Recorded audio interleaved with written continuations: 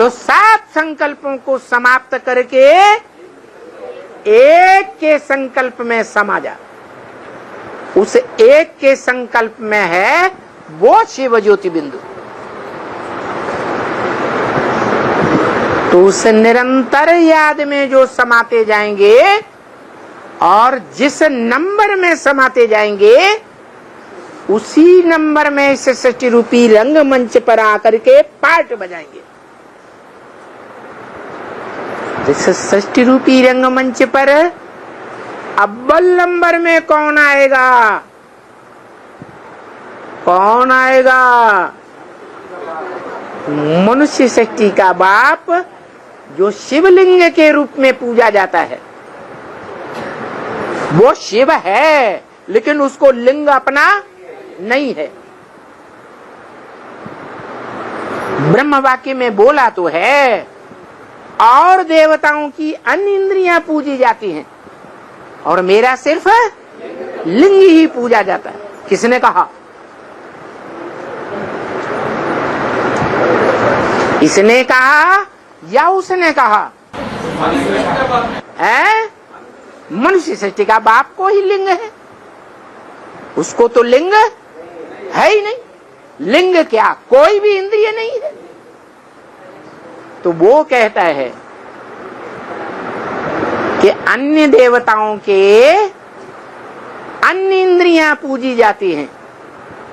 नेत्र कमल, हस्त कमल, मुख कमल, पाद कमल, लेकिन मेरा सिर्फ लिंग पूजा जाता है।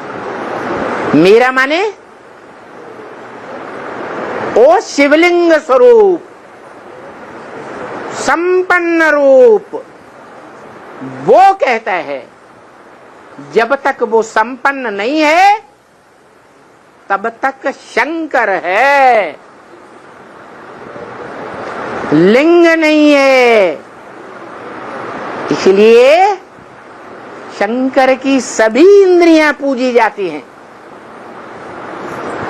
शंकर की मूर्ति पूजी जाती है। शंकर अमूर्त नहीं है। हाथ पांव नाक आंख कान शंकर को हैं या नहीं है? हैं। इसलिए उसे अव्यक्त मूर्त नहीं कह सकते। वो पुरुषार्थी है, याद का पुरुषार्थ करता है। अपने से ऊंचे को ही याद किया जाता है। वो संपन्न नहीं है। कौन? शंकर। जब संपन्न हो जाता है निरंतर याद में टिक जाता है। किसकी याद है? शिव ज्योति बिंदु की याद में निरंतर टिक जाता है।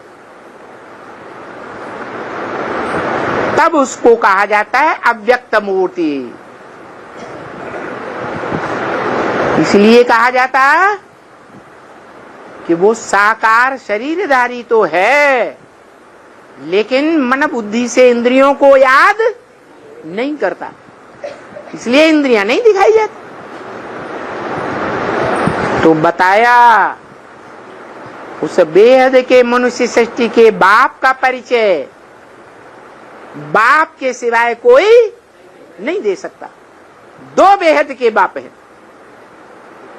एक मनुष्य सृष्टि का बाप और एक आत्माओं का। कौन सा बाप दे सकता है मनुष्य सृष्टि के बाप का परिचय? आत्मा का बाप देता है। अच्छा, 80 साल में किसको किसको पता चल गया? 80 साल में किसी को पता चला कि मनुष्य सृष्टि का बाप कौन है? और पता चला है तो किसी को पक्का पता चला या कोई अनिश्चय बुद्धि तो नहीं बना? मृत्यु के गाल में तो कोई नहीं चला गया। अभी भी अनिश्चय बुद्धि मृत्यु के गाल में जा रहे हैं या नहीं जा रहे? तो मृत्यु लोक है या अमर लोक है? मृत्यु लोक है। जब तक वो अमरनाथ नहीं प्रत्यक्ष होता, वो स्वयं अमर नहीं बनता तब तक अमर भव का वरदान किसी को नहीं मिल सकता। अमर माने कभी भी न मरने वाला। देह से ही मरना होता है। देह त्यागना माना मरना। तो देह का भान त्यागना सदा के लिए। वो अपना परिचय स्वयं देता है।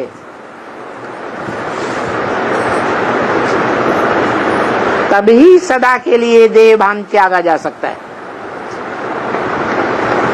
बाप का परिचय बाप के सिवाय कोई नहीं दे सकता। वो दे सकता है।